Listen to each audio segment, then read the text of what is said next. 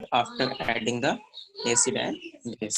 सो इस तरह से आप कह सकते हैं कि जो हमारे ऑल्फैक्टरी इंडिकेटर होते हैं ये ऑर्डर बिहाफ पे डिटेक्ट करते हैं कि ये जो सोल्यूशन है एसिड है या फिर बेस है। इतनी बात आपको समझ में आ गई। ऐसे किसको दिया जाता है ये जो ऑल्फैक्टरी इंडिकेटर है, इससे हमारे जो अंधे लोग होते हैं जो देख नहीं सकते वो लोग उससे नेचर पता करते हैं सोल्यूशन का। ठीक है, तो कभी कभी आपने देखा है जो अंधे लोग हैं उनका भी स्कूल होता है, तो अगर उन्हें एसिड और बेस का नेचर चेक करना हो, पी के तो चेक नहीं करेंगे।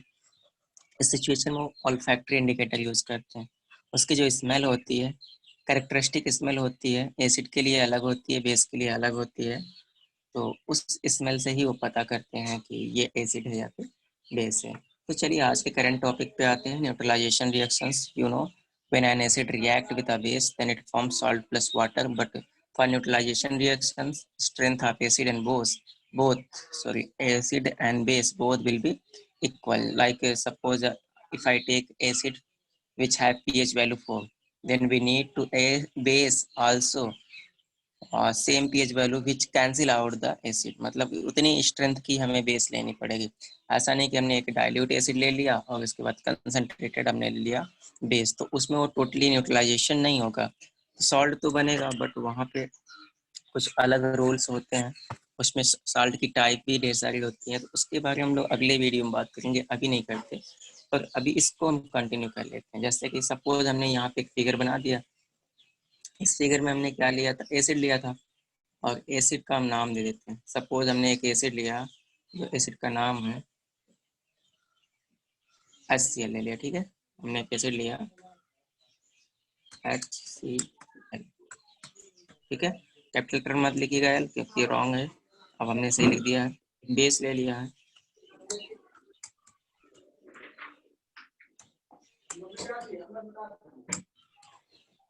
ये देखिए बेस है। तो अब यहाँ पे न्यूट्रलाइजेशन रिएक्शन होगी तो क्या होगा, ये दोनों आपस में क्या करेंगे, रिएक्ट करेंगे। आफ्टर रिएक्शन क्या होगा, so I write here reactions HCl plus NaOH, it gives NaCl plus H2O. So you know this is acid, HCl hydrochloric acid. ये क्या है, एसिड से। उस पर प्लस में हमने क्या लगाया, बेस लगा दिया, जो कि हमारे NaOH। ठीक है, ये हमारा एसिड था, दूसरा क्या था, बेस था। और ये NaCl आपको पता होगा कॉमन साल्ट है, ये क्या है, सॉल्ट है। प्लस में क्या निकला है, वाटर निकला है।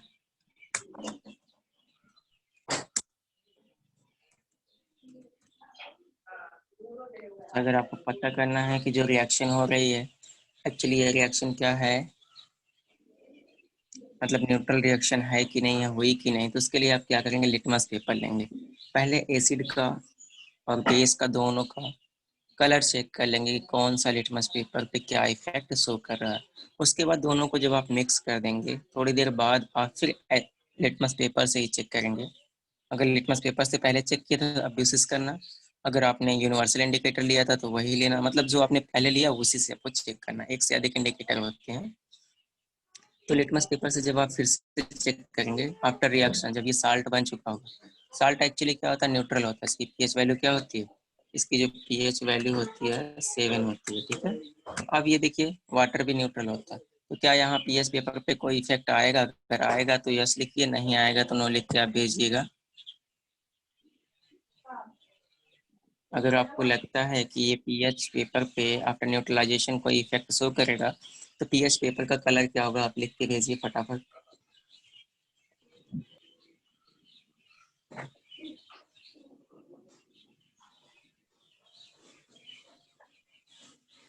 किसी का आंसर आने का, बाकी लोग सो रहे हैं क्या?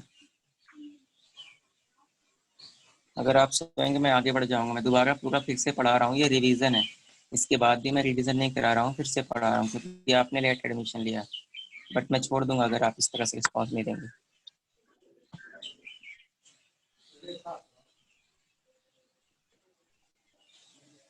ग्रीन कलर का, बेटा आप सो रहे हो नमन त्रिपाठी। मैंने बोला पीएच पेपर पे क्या आएगा, पीएच पेपर का बोला था कलर क्या होगा, ग्रीन कलर आएगा पीएच पेपर का। पीएच पेपर का कलर चेंज नहीं होगा अगर आप यूनिवर्सल इंडिकेटर लेंगे तो ग्रीन कलर आएगा।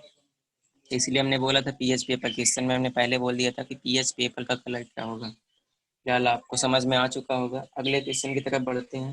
तो अगला क्वेश्चन हमारा है reaction of metallic oxide with acid. Reaction of metallic oxide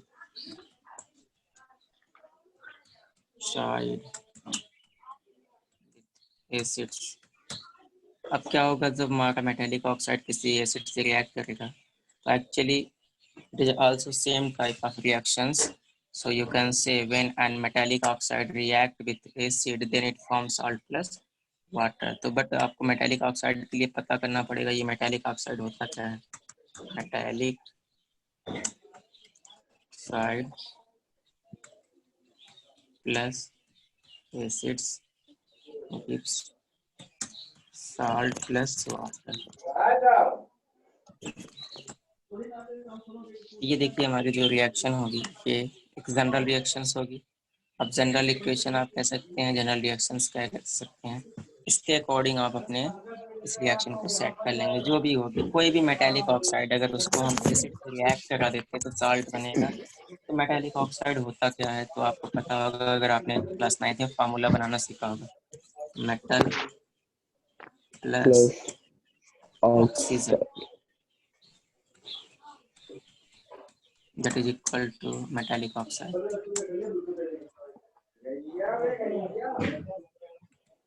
अगर कोई मेटल है उसके साथ ऑक्सीजन बाइंड कर जाता है तो आप उससे क्या बोलते हैं, metallic oxide.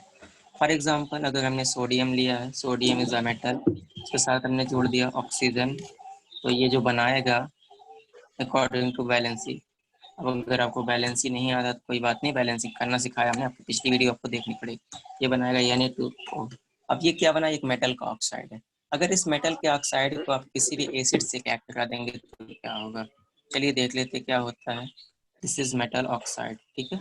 I write here example Ax control a sodium oxide that is metallic oxide when it react with HCl, it is hydrochloric acid, HCl, and it form salt plus water. So what happen here, this part break into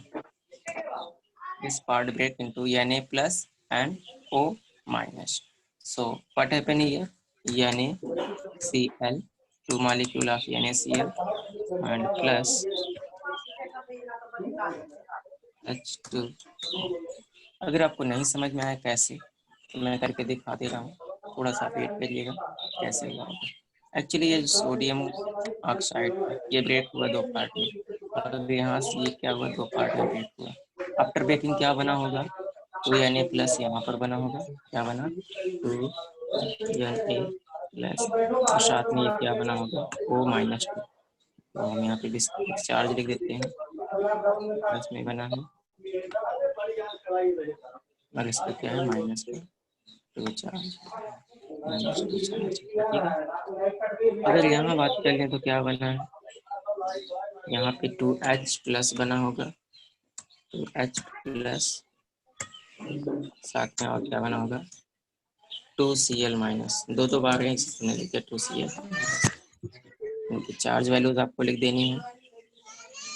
after right the charge value you can easily से sir हाँ अब तो हमें पता है ये कौन किससे वाइंड करेगा। आपको पता है ना, नेगेटिव पार्ट जो होता है पॉजिटिव के साथ चला जाता है, पॉजिटिव पार्ट जो है नेगेटिव के साथ। तो आंसर क्या आपका आने वाला देखिएगा मिला करके 2NaCl प्लस H2O। तो आपका आंसर आ चुका है, किसी बच्चे ने रिप्लाई भी किया है, अनामिका ने किया है। चलिए ठीक है, देखिए यानी किसके साथ बाइंड हो जाएगा, Cl के साथ, और ये ऑक्सीजन बाइंड हो जाएगा हमारा हाइड्रोजन के साथ। तो ये जो बाइंड होगा तो बना लेगा हमारा वाटर, और ये जो हमारा बाइंड हुए तो ये बना लिया साल्ट। ठीक है, आई होप आपको समझ में आ गया होगा। सेम सिचुएशन होता है in case of non metallic oxide. तो अभी मैं नॉन मेटेलिक ऑक्साइड पे नहीं जाऊंगा, तो आप इतना ही कर लीजिएगा, इसके बाद हम लोग आगे बात करेंगे अगले कॉन्सेप्ट में उसके बारे में। तो अगर यहाँ तक आपको कोई दिक्कत है आप पूछ सकते हैं, अदरवाइज हम आपको एग्जाम्पल का क्वेश्चन कराना चाहेंगे जैसे कि रोज कराते हैं।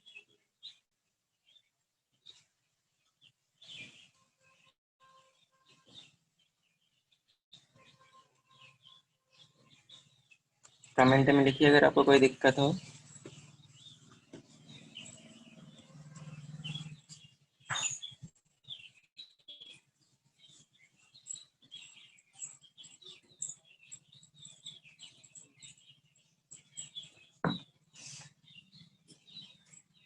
No sir, okay.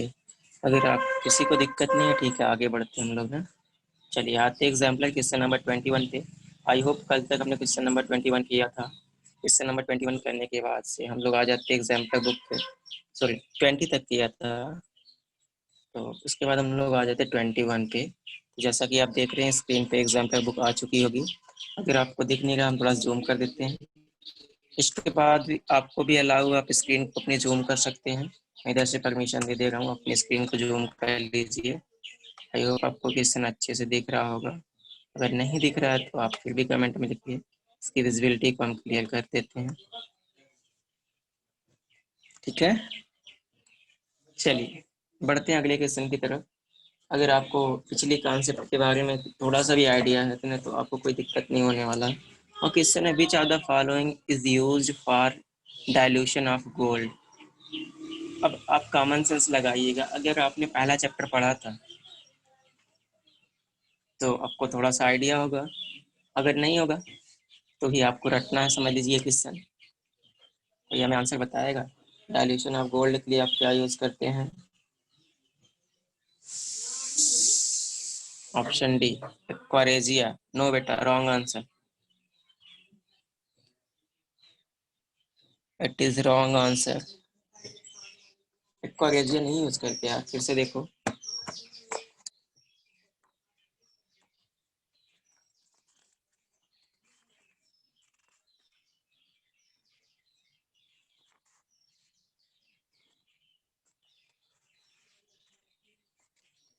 किसी का आंसर आया क्या? सचिन ने दिया है कि सर सी ऑप्शन होता है। और किसी का कोई आंसर आ रहा है? किसी का कोई आंसर आया? चलिए, अच्छी बात है। देखो मैं थोड़ा सा आपको डेविएट कर दिया था तो आपने मुझे रॉन्ग आंसर बता दिया। एक्चुअली ये आंसर डी ही सही है। एक्वारेजिया को ही हम लोग यूज़ करते हैं। और इसके बारे में आपको पढ़ने के लिए थोड़ा सा, एक्वारेजिया क्या होता है अभी तो नहीं बताएंगे, अगले लेक्चर में बताएंगे। थोड़ा सा आपसे कहेंगे अपनी बुक एनसीईआरटी का आप पढ़ लेना। देखिए हमने एक बार बोला रॉन्ग आंसर तो सबने अपने आंसर चेंज कर दिए, बट आपका करेक्ट आंसर डी आंसर ही है। सोनल जी ने, हमने रॉन्ग बोला तो इसके बाद भी आंसर करेक्ट दिया, वही आंसर दिया है। नेहा वर्मा ने करेक्ट आंसर दिया था और आदित्य जी ने भी दिया था करेक्ट आंसर। चलिए अच्छी बात है। बेटा ये जो आपका गोल्ड है, इसके डाइल्यूशन के लिए हम लोग एक्वारेजिया का यूज़ करते हैं। अब ये एक्वारेजिया होता क्या, अभी आपको नहीं बताएंगे, थोड़ा सा टाइम लगेगा। तो इसलिए आपको क्या करना होगा, थोड़ा सा अगले लेक्चर का वेट करना होगा, या फिर अपनी एनसीईआरटी बुक में एक ब्लॉग बना, उसमें उसके बारे में दिया गया कार्नर पे। तो अभी हम लोग क्वेश्चन प्रॉब्लम कर रहे हैं, उस पर बात नहीं करेंगे, ठीक है। Which of the following is not a mineral acid. अब देखिए अभी हम लोगों ने ये चीज नहीं पढ़ी होगी कि मिनरल एसिड होती क्या, पर रिवीजन से पहले तो पढ़ लिया होगा ना। इसमें कौन सा मिनरल एसिड नहीं है, तो आपको कुछ पता है, थोड़ा सा आपको आइडिया होगा। कुछ एसिड्स होते हैं जो किचन में यूज किए जाते हैं ना। चलिए अगले क्वेश्चन की तरफ बढ़ रहे हैं। अब आपको बताना है कि इसमें मिनरल एसिड कौन सा नहीं। क्वेश्चन नंबर 22 में आप आंसर दीजिएगा। किसी का आंसर आया क्या? हाँ, आ चुका है आंसर। बी ऑप्शन होता है, मतलब सिट्रिक एसिड करेक्ट आंसर है। जानते हैं क्यों आप? क्योंकि जितने भी एसिड हैं सबके सब मिनरल हैं। ऐसे एसिड जो किचन में यूज किए जाते हैं, जो किचन में यूज करते हैं, उनको हम लोग क्या बोलते हैं? Mineral acids. तो आपने देखा हाइड्रोक्लोरिक एसिड को भी हम लोग यूज करते हैं, सल्फ्यूरिक एसिड को भी यूज करते हैं, नाइट्रिक एसिड को भी यूज करते हैं। तो ऐसे एसिड्स को हम लोग मिनरल एसिड बोलेंगे। और बाकी एक एसिड ऐसा है जिसे हम लोग यूज नहीं करते हैं। तो आपका आंसर जो आया है वही आंसर सही है, सिट्रिक एसिड ना। सिट्रिक एसिड किस में पाया जाता है, कोई बताएगा हमें source of citric acid? Citric acid का सोर्स क्या होता है? अभी एक दिन हमने बात किया था इस पे, कौन सा एसिड किससे मिलता है? लेमन होता है। और कुछ आंसर आ सकता है किसी का, सिट्रिक एसिड का सोर्स क्या है? एनीवन? कोई बताएगा? लेमन, ऑरेंज, हाँ करेक्ट आंसर है। और भी कुछ? Organic acid? बेटा ऑर्गेनिक एसिड नहीं, मैं सोर्स पूछ रहा हूँ, नेचुरल सोर्स किससे वो मिलता है? लेमन ऑरेंज, लेमन बेटा आंसर आ चुका है, लेमन आंसर आ चुका, आप रिपीट कर रहे हो। ऐसा नहीं, देखिए जितने भी खट्टे पदार्थ होते हैं, खट्टी चीज, जैसे इमली है, टैमराइन टैमराइन, रॉ मैंगो करेक्ट आंसर है। गुआवा भी अगर रहा है, कच्चा अमरूद तब भी आएगा, एप्पल भी रहा है तब भी मिलेगा उसमें। जितने भी खट्टे वाले फ्रूट्स हैं लगभग कुछ ना कुछ उसमें सिट्रिक एसिड मिल जाता है, ठीक है। चलिए बढ़ते हैं अगले क्वेश्चन की तरफ। Which among the following is not a base, इसमें कौन सा बेस नहीं है। चलिए जहां तक आपको पता है, आपने ये सीखा था कि सर अगर किसी भी कंपाउंड में OH ग्रुप प्रेजेंट होगा तो हम बोल देंगे ये बेस है। तो देखिए यहाँ पर भी OH ग्रुप प्रेजेंट है, यहाँ पर भी OH ग्रुप प्रेजेंट है, यहाँ पर भी OH ग्रुप प्रेजेंट है, तो इसमें ये बेस कौन सा नहीं है। तो देखिएगा, अगर आपको थोड़ा सा IPSC नेमिंग वाला चैप्टर कार्बोनेट्स कंपाउंड याद हो, तो ये क्या था, देखिएगा ये क्या था, इथेनॉल था ना। देखिए इथेनॉल था, ये अल्कोहल था। तो इस हिसाब से ये देखिए, ये सब के सब बेस है, ये सब के सब बेस है, बट ये बेस नहीं है। तो आपका आंसर क्या होगा, डी होगा। आपने अगर कंपाउंड पढ़ा होगा, ये सब के सब बेस हैं, लेकिन आंसर उन्होंने पूछा कि which of the following is not base. यहाँ पे देखिए ये चीज पढ़िएगा, नहीं तो कभी कभी आप पूरा क्वेश्चन पढ़ लिए, भूल गए क्वेश्चन में क्या पूछा है। उन्होंने पूछा है which of the following is not base, आपको समझ में आ गया बेस, तो आपको पहला आंसर ही सही दिखेगा, आप ठोक के चले आओगे। तो इस तरह से आपको नहीं करना है, ठीक है। देखिए ये क्या है, एक्चुअली ये अल्कोहल, ये कार्बोनेट्स कंपाउंड चैप्टर में आपने पढ़ा था। चलिए बढ़ते हैं क्वेश्चन नंबर 24 की तरफ।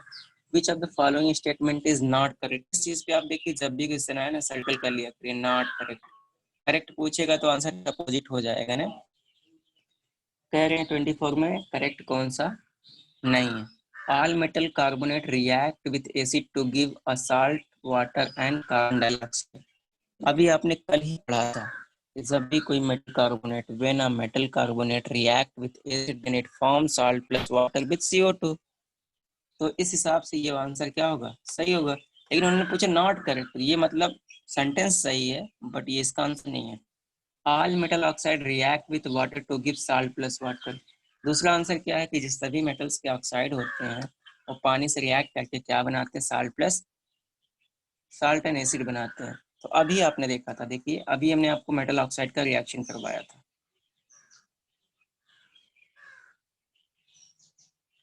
ठीक है, हो गया। अगला, सब metal react with acid to give salt and hydrogen gas, सही, ये भी आंसर। ये तो पहला ही चैप्टर का पहला ही हेडिंग है, पहली हेडिंग में हम लोगों ने इसको बात कर लिया था ना। चलिए थोड़ा आगे बढ़ते हैं, आगे बढ़ने से पहले आपको थोड़ा सा एक क्वेश्चन और करा देते हैं। ये देखिए, some non metal oxide react with water to form acid. नहीं, अभी हम लोगों ने इसको नहीं किया नॉन मेटल ऑक्साइड, बट आप इसको जानते रहिए।